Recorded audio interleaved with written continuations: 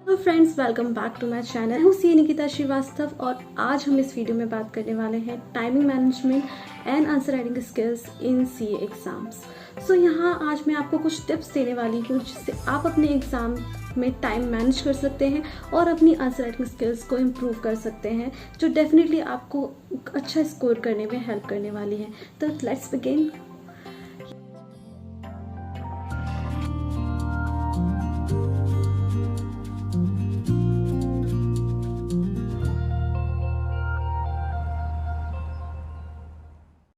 Here is tip number 1, allocate time for each question. बहुत ज़रूरी है कि हम 3 घंटे के अंदर अपना पूरा क्वेश्चन पेपर को अटेम्प्ट करें और इसके लिए प्रॉपर टाइम मैनेजमेंट होना बहुत ज़रूरी है।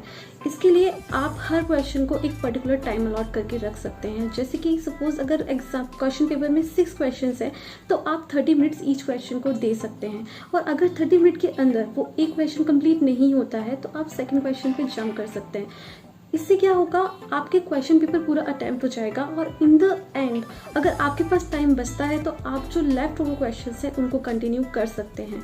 इससे आपका एग्जाम्स में स्कोर बढ़ने के चांसेस ज़्यादा होते हैं, बिकॉज एक पूरा क्वेश्चन अटेम्प्ट करने पर आपको शायद उतने मार्क्स ना मिलें जितने कि आपको 2 क्वेश्चन जो आपने शायद हाफ अटेम्प्ट करे हैं उसमें मिल जाएं।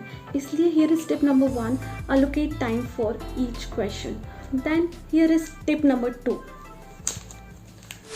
Then here is tip number 2।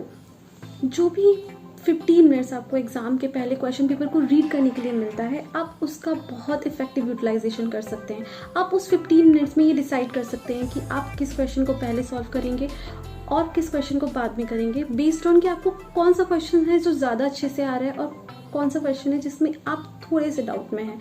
तो उन 15 मिनट्स में आप डिसाइड कर लीजिए कि आपको कौन से क्वेश्चंस को पहले अटेम्प्ट करना है।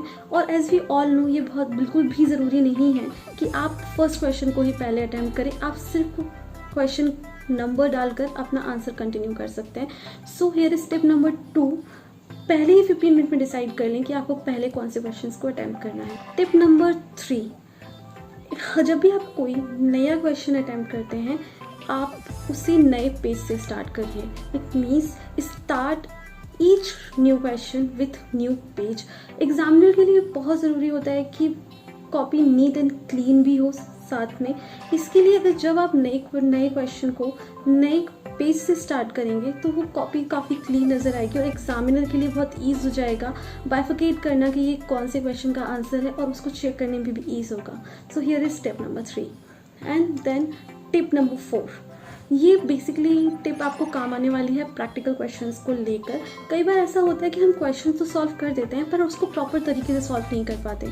तो एक आइडियल आंसर किस तरीके का होना चाहिए वो आप एक इंस्टीट्यूट के सजेशन बुक में देख सकते हैं या प्रैक्टिस मैनुअल को रेफर कर सकते हैं, जिसमें कि प्रैक्टिकल क्वेश्चंस में हर चीज़ वेल डिफाइन होनी चाहिए। आप कोई भी चीज़ या किसी भी अमाउंट को यूज़ कर रहे हैं तो उसके लिए प्रॉपर नोट्स बनाए हैं, और चाहे तो आप क्वेश्चन को सॉल्व करने के साथ साथ में ही एक बैक पेज पर उसके नोट्स भी प्रिपेयर साथ साथ में कर सकते हैं। कई बार ऐसा होता है कि हमने क्वेश्चन पेपर तो पूरा अटेम्प्ट कर लिया होता है पर क्वेश्चंस के जो नोट्स होते हैं ना, हम वो बनाना भूल जाते हैं। तो इट्स बेटर कि जब आप क्वेश्चन को सॉल्व कर रहे हैं उसी से रिलेटेड नोट्स आप बैक पेज पर साइड बाय साइड बनाते जाएं, जिससे कि आपका इफेक्टिव टाइम मैनेजमेंट हो पाता है। तो दैट इज टिप नंबर 4 कि आप क्वेश्चन के साथ साथ में ही उससे रिलेटेड नोट्स भी राइट डाउन करते जाएं। Here is tip number 5, that is basically आपको यूज होने वाली है थ्योरी क्वेश्चंस के लिए। इंस्टीट्यूट हमसे 2 तरीके से थ्योरी क्वेश्चन पूछता है, एक जो हमारे डायरेक्ट थ्योरी क्वेश्चंस होते हैं, एक हमारे case study based theory questions होते हैं। तो जो हमसे डायरेक्ट थ्योरी क्वेश्चंस पूछे जाते हैं उसमें आपके जो आंसर्स होते हैं वो पॉइंट वाइज होना चाहिए। इससे आपका आंसर काफ़ी क्रिस्प नज़र आता है और एग्जामिनर को भी चेक करने में ईजी हो जाता है। और इन केस जो theory question case study based होते हैं उसमें आप अपने आंसर्स को 4 पार्ट में डिवाइड कर सकते हैं। फर्स्ट पार्ट इज, आप फर्स्ट 2 लाइन्स में अपने आंसर को समराइज करिए कि वो केस क्या बोलता है। देन आप रिलेवेंट प्रोविजन को लिख सकते हैं। थर्ड स्टेप में आप उस क्वेश्चन को जो भी प्रोविजन है उस केस से रिलेट कर सकते हैं। एंड फोर्थ पार्ट में आपका कंक्लूजन होगा। जी बेस्ड थ्योरी क्वेश्चन 4 पार्ट में डिवाइड होने चाहिए। First, summary of the question, second relevant provision, third correlate the provision with the case study, and fourth part is conclusion. और अगर आप किसी भी केस स्टडी बेस्ड क्वेश्चन को इस तरीके से आंसर करते हैं तो आपको श्योर पूरे मार्क्स रिसीव मिलेंगे। So that is tip number 5 for theory questions. So here is tip number 6। ये टिप आपको यूज होने वाली है मेजरली थ्योरी क्वेश्चंस में, जहाँ पर भी आपको सेक्शन का रेफरेंस देना हो, जहाँ पर भी प्रोविजन का रेफरेंस देना हो, और जहाँ पर भी कुछ टेक्निकल वर्ड्स को यूज़ करना ज़रूरी होता है। Don't forget to use those words like company law, audit या इनकम टैक्स। जहाँ पर भी आपको सेक्शन रेफरेंसेस को देने की ज़रूरत है, यहाँ पे प्रोविजन का रेफरेंस लिखने की ज़रूरत है, वो आप ज़रूर मेंशन करें।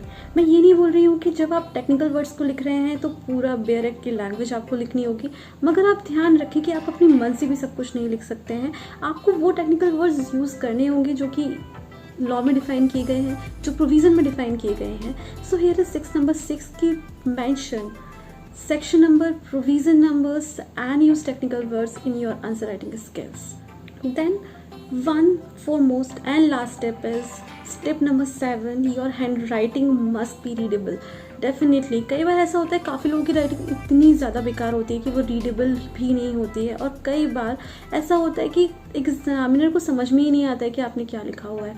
सो आपकी आंसर राइटिंग स्किल्स के साथ साथ में आपकी हैंड राइटिंग भी रीडेबल होना चाहिए, ताकि एग्जामिनर को ईजिली समझ में आ सके कि आपने आंसर में क्या लिखा हुआ है। एंड आपकी answer copy neat and clean होनी चाहिए। सो अगर आपकी हैंड राइटिंग बहुत ज़्यादा ख़राब है, so please do work on your handwriting as well.